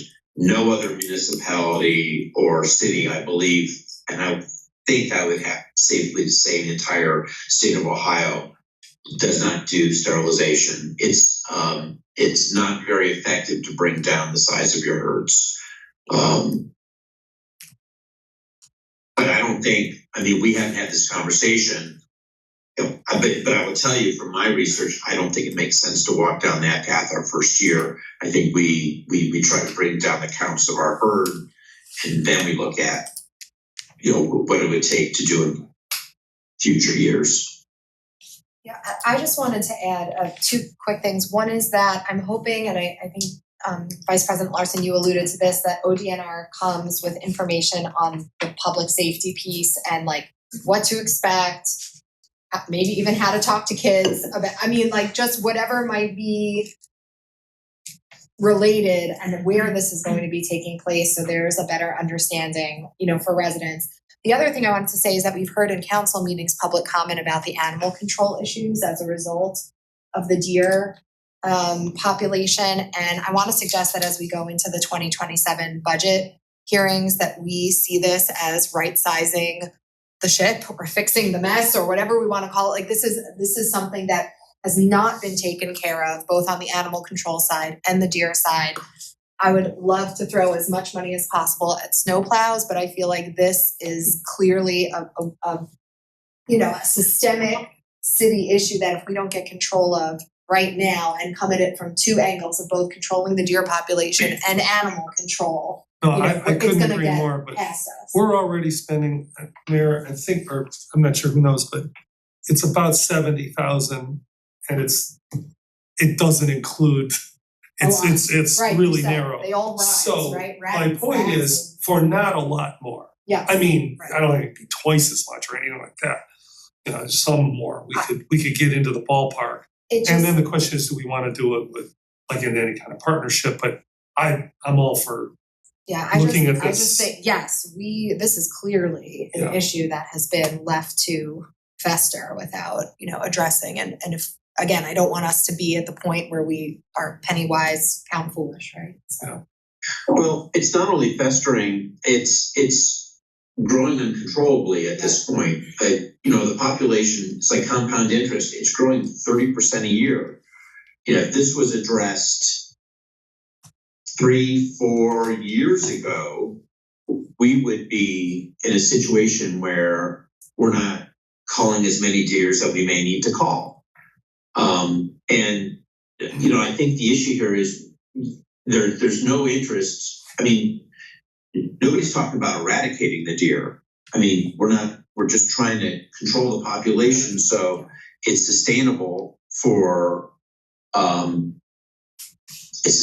our city. I mean, I was told by at the time, I think the vice president of the Holden Arboretum, who used to live in Cleveland Heights, that was in charge of either sustainability or properties or something, but they refer to our city as being deforested.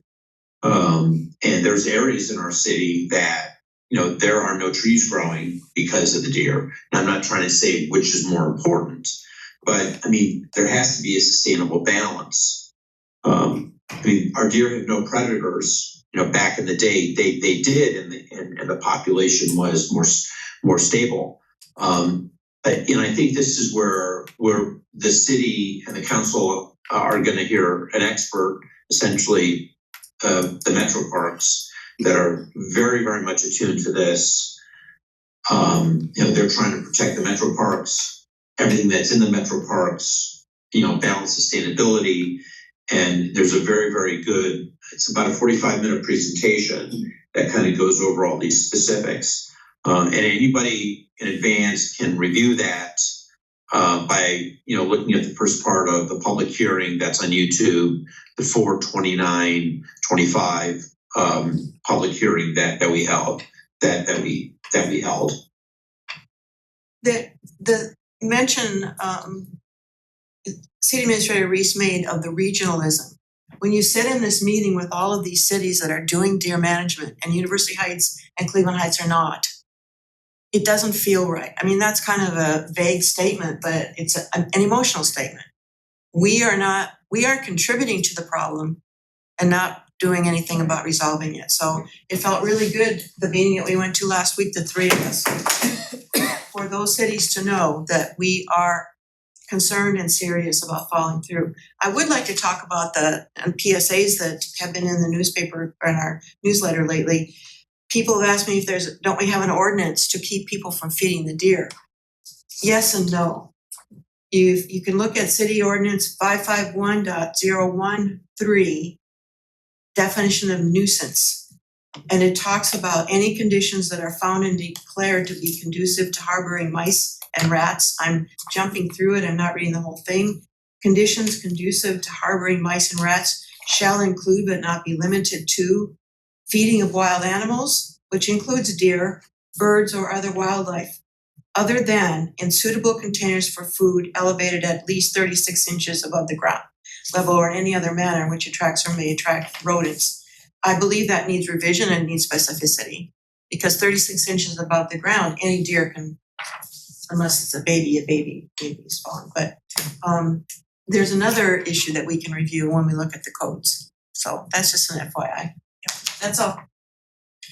All right, Thank you. thank you. Any other parts of this discussion? Not for deer, but just a question for Councilman Posh. I did get asked by residents in the Noble neighborhood if that we could express to the police on July 4th the need for them to patrol the area for people shooting into the air, not only fireworks, but actual live ammunition into the air. Can I ask you to follow up with the police chief on that and see if he has any feedback for us in advance of July 4th? Or Michael, or the administration, but I wasn't sure if we wanted to. Yeah, I'm not sure that's, I mean, we have the leaders of our administration present. I mean, our Mike Reese, Mayor Petrus, do you feel comfortable with one of us in council having that conversation with our police chief? Yeah, I'm fine with you having that conversation, or I could reach out to him and copy you if you are just interested in getting an answer. If you want to have a deeper conversation, you're always welcome to talk with him. And we're doing a PSA. Yeah, Also- we are gonna do a PSA regarding fireworks and related noise. Okay, good. So, Okay. So firing firearms in the air is also, you may want to include that in the PSA. yes, we plan to. Okay, well, I think that addresses the issue. Yeah. And I think that's a perfect solution. And Councilmember Khan, I'm really glad you brought that up, because I don't think about shooting a gun up in the air, but it's scary. I didn't know it was a thing until a resident. It is a Oh, no, thing, it it's- is definitely a thing. It's a thing, and just so you know, it comes up every year. I mean, the fireworks I know, No, but that. I'm this saying is- shooting a gun Yeah. in the air comes up every year. We've talked about, what's that shot spot? Tell me. Shot spot. Shot spot, we've talked about, and there's, I don't know, we really don't have time to get into No. that now, but I can tell you that the administration, I mean, maybe not, I know this is their first year, but administrative officials have discussed this every year, and it's unfortunately a difficult problem to solve, but I'm glad we're at least doing some awareness about the illegality and, that people will be punished if they, it's a crime. It's simple. So we need to move on to administrative services. Is there anything before we go into executive session that you want to talk about, Councilman Cobb? No, there is not. Okay. Then would you like to make a Yes, motion?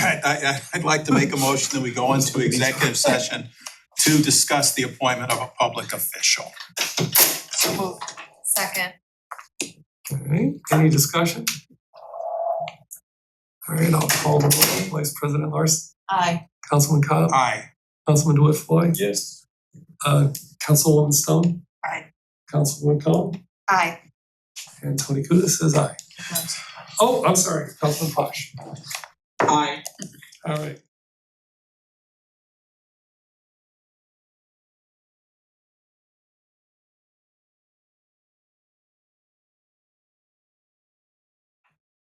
All right, we're back from executive session, and I see letter B on here is finish review of chapter 11. We won't be doing that today, will we?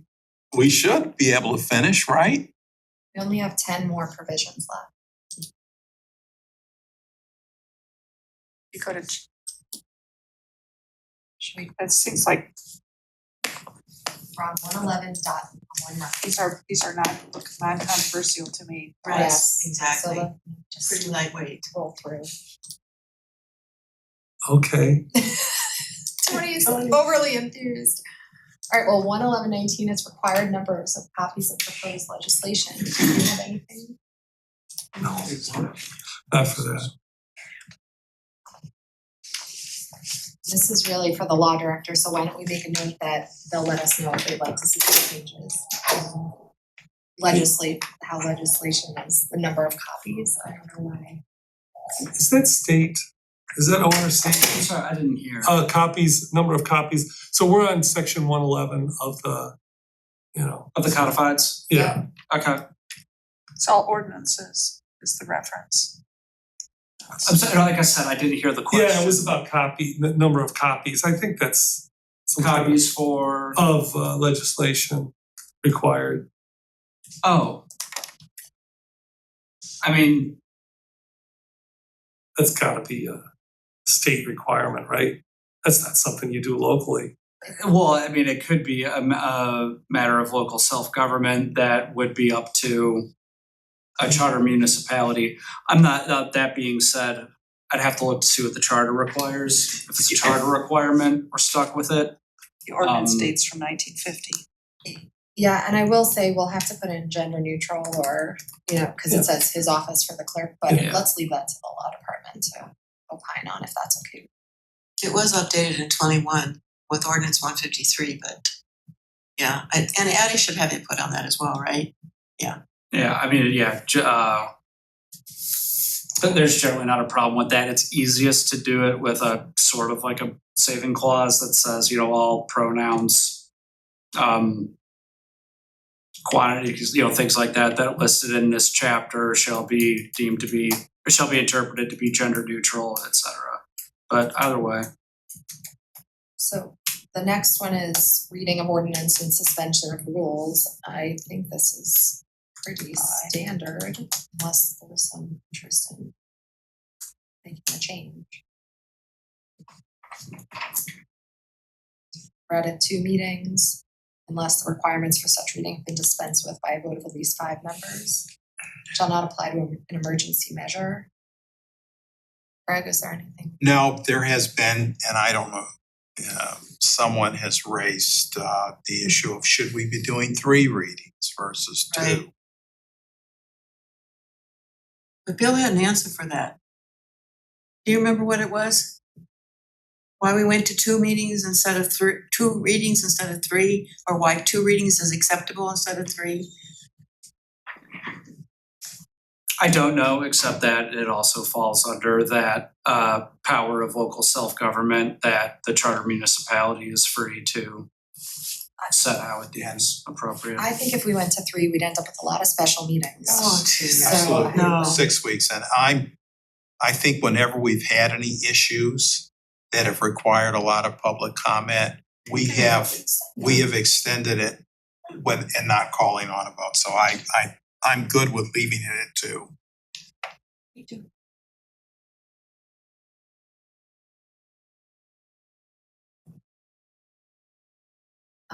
This public improvement clause at the end of that. Craig, you see. Where are we at? We're 20. Where there is a series of ordinances and resolutions required to provide for any public improvement. maybe passed on. I'm not sure that we've ever really utilized this provision. I'm gonna put in a note saying the law department needs to tell us what this is and if they have a recommendation for any. I would like an example, Yeah, like that's what I don't. something out of our past history where it might have been applied and wasn't. Maybe this is about assessments or changes in the taxes. Well, we just did that and we did 2 readings on both of those, so. Well, one particular example could be if you're doing something like a design bid build contract and you were authorizing a public improvement, but then there were separate contracts, like if the city was, I guess I misspoke, but if we were doing a public improvement piecemeal, so we were getting approval for a new administrative building, you get approval for the project, but that could be broken down into constituent components of design and then bidding out individual parts of the project, and then maybe going out for a owner's rep. And there are basically, so long as there are component parts, you don't have to do 2 full readings for each part. You can, it streamlines the process because there was already council approval for the project as a whole at the top. Makes sense. The swimming pool could be an example. It could be. I don't know if that is, if there's anything in mind with respect to whether that will be a design build or a design bid build. But I would imagine that the increased popularity of those contractual structures is the reason why we haven't seen this much lately. Because nowadays, so much of everything is design build, design bid build. You know, there are these more one-stop shop approaches where virtually everything of what you need council approval for is getting approved in that first legislation. Including the raising of money, because that's what's also mentioned in here. Yeah. Okay. Okay. Are we on to voting? Yeah. Obviously, we can vote now. The from you Las know, Vegas. the unique thing about this provision is that you can only take a recusal from voting if you have a conflict of interest or financial interest in the matter. Otherwise, your recusal counts as an affirmative vote. I'm not in favor of changing that. Is that considered to be an abstention? Is that Yeah, what that that's is? right, any If abstention. you try is a to vote. abstain, You don't want to make a decision one way or the other and then end up voting yes because you abstained. Okay. and I do think that you know, if you're here at a meeting and it's a tough issue, you're elected to make tough decisions, and you know, there's some circumstances you need to go on the record with what you're gonna do. I don't know if anyone But else it has a says any different. member present. Yeah. You have to, Well, I mean, Listen, can someone state step out? legislatures and Congress do No. that all the time, they There's just some leave. people that have ducked some meetings to avoid voting on some stuff. I'm not mentioning any names. but is present, does that mean in the room? Or can that mean? It means counted as present for the purposes of a quorum. Okay, alright, just, Okay, next on 22, shall be signed by the president and other presiding officer and by the clerk, that's pretty straightforward. Publication. 23, method and manner of giving public notice. But this was such tiny I print. don't know why this is. the publication rules have That's changed. updated. It was updated in 24, that's why. Yeah, to include publication by website as an acceptable means of notice. Yeah, we might have to modify this to our new standards.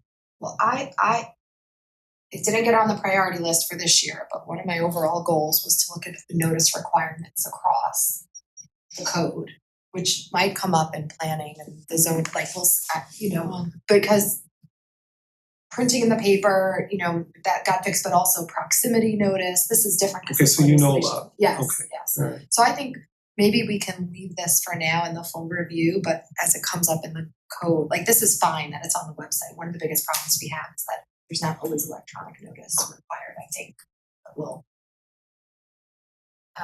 Okay, Robert, good, moving on, Yeah. Robert's Rules of Order. Yeah, that's fine. Fine. Amendments of rules.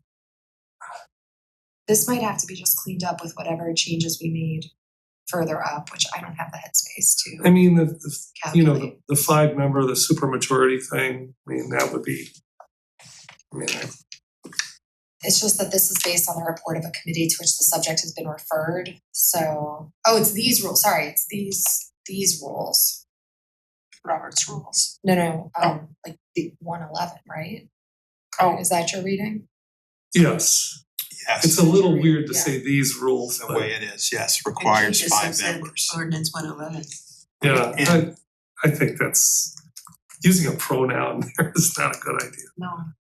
And that would include council adopting any rules for our own self-governance.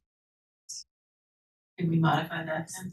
Accordingly? I'm gonna put in the notes and let law department draft it. Perfect.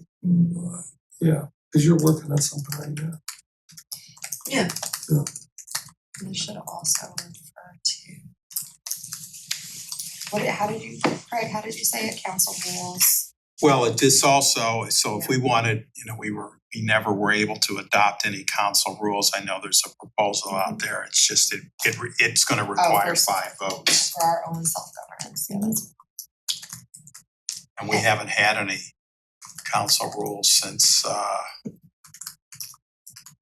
2020, 2019. Okay, And yeah. they That sounds right. expired at the end of that year. It was leading up to 2021, so it was probably 2020 or 2021.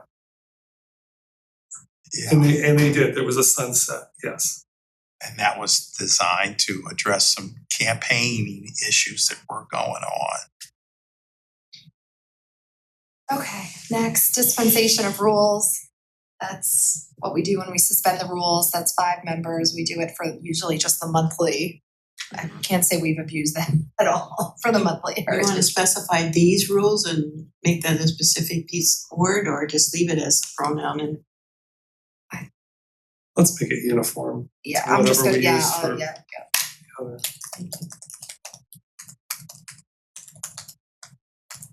Okay, what about 27?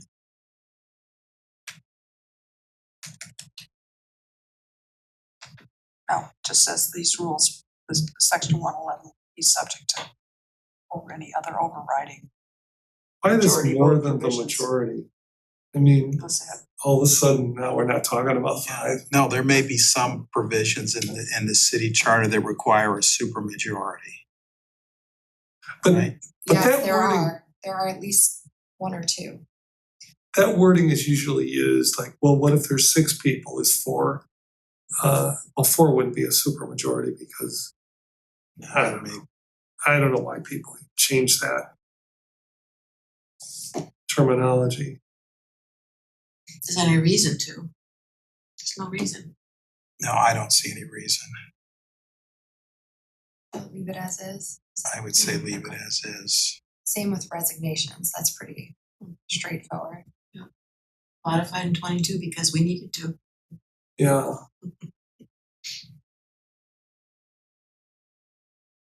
And codification of ordinances. This is the procedure that we use.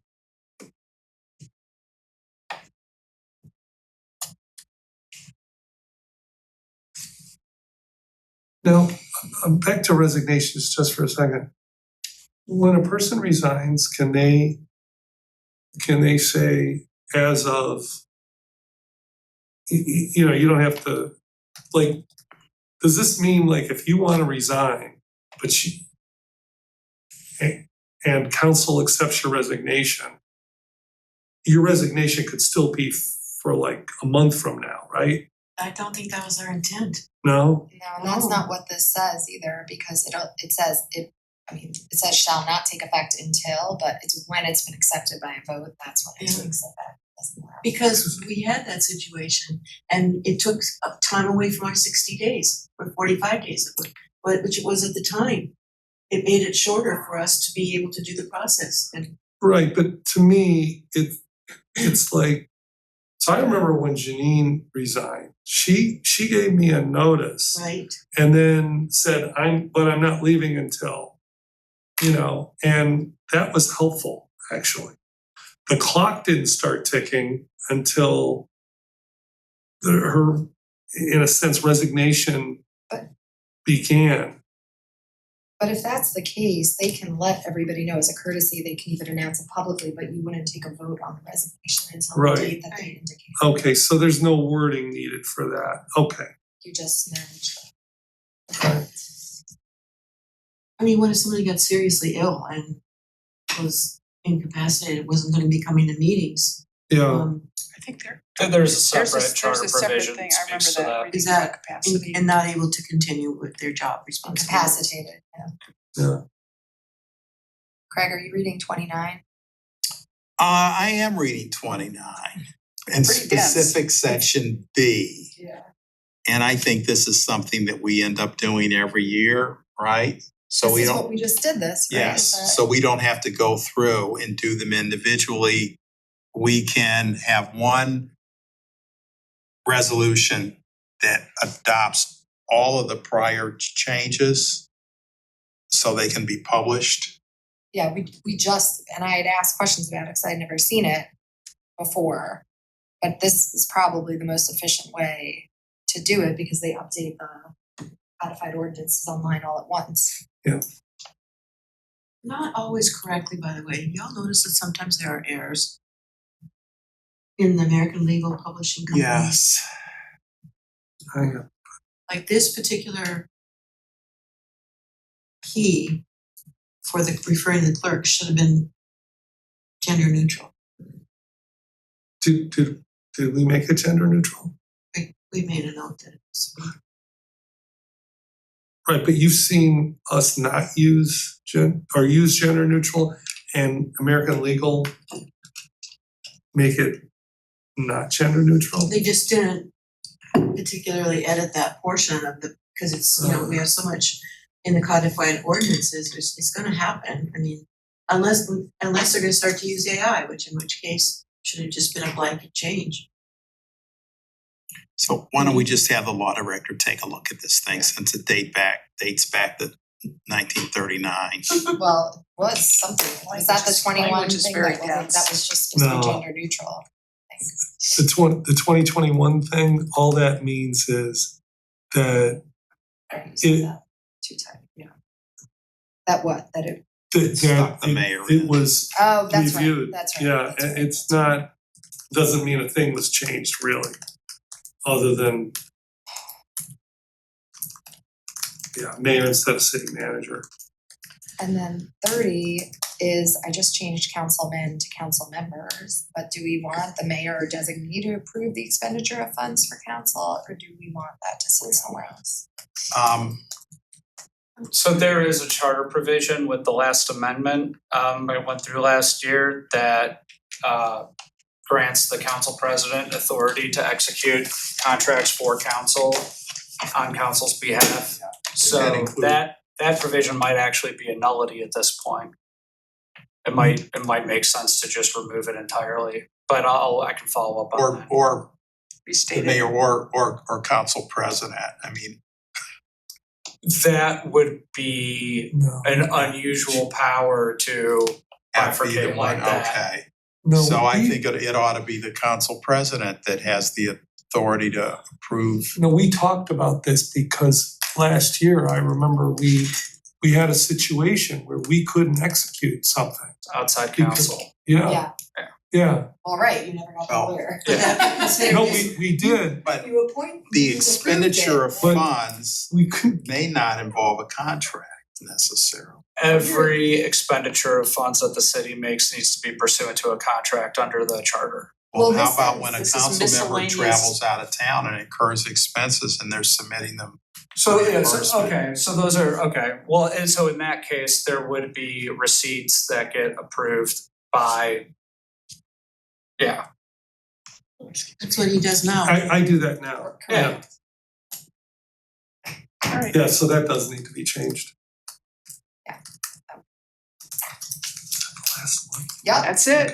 See, we were Nice. able to do that. Okay, sorry, We put some on the law department to review for us, but well, now it's in there, I will, if it's okay. do you It's want- fine, no, okay. please, I will send please. something the next day or two. Alright, does Just anybody catching your have, second wind anyway, right, at 8 o'clock? This is the third shift, or the fourth shift, what am I does on? anybody have anything else? Alright, I just wanted to tell you guys that I did go to the NOCA meeting on the breakfast on the Northeastern, help me, Northern Yeah, Ohio. City Council Association. City Council Association breakfast.